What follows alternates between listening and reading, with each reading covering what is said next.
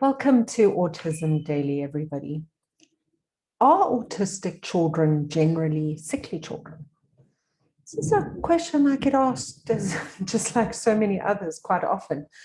And I've got to tell you that in my personal experience, which is probably about 8 years working with children ranging from the ages of 2 to 13, I would have to say general illness, so your flu or your susceptibility to a new flu, no, not. I actually sometimes think they are healthier just purely because of their nature.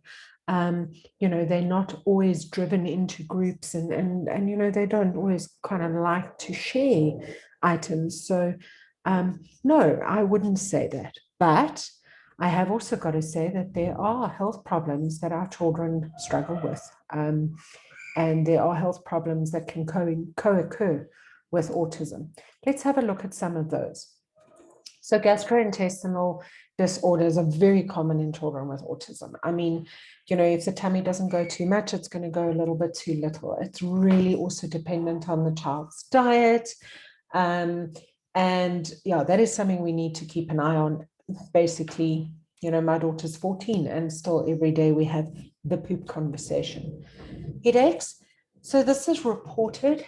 Often a slightly older person would report that, and obviously a verbal person. So in our younger children, particularly our nonverbal younger children, the fact that headaches are a co-occurrence, or also known as a comorbidity, is not commonly known. Allergies, particularly food allergies, very common in autism. Sleep disorders, that's probably one of the most disruptive to any family unit is children's inability to settle down at night.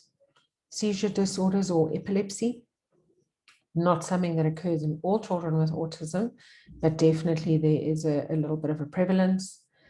Eczema, skin conditions, a lot of these things like eczema and like allergies, even gastrointestinal, a lot of people say it's because of our children's diets, because of their sensory challenges. It's because they're not eating the way, they should maybe be eating, and they're maybe not eating that healthy, balanced diet. And that's where it comes from. This, unfortunately, is also going to, in some instances, affect their immune strength.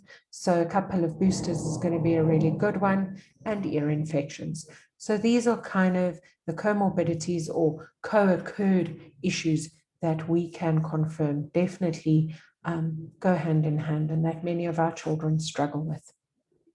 Hope this has answered your question. Look forward to seeing you all again soon.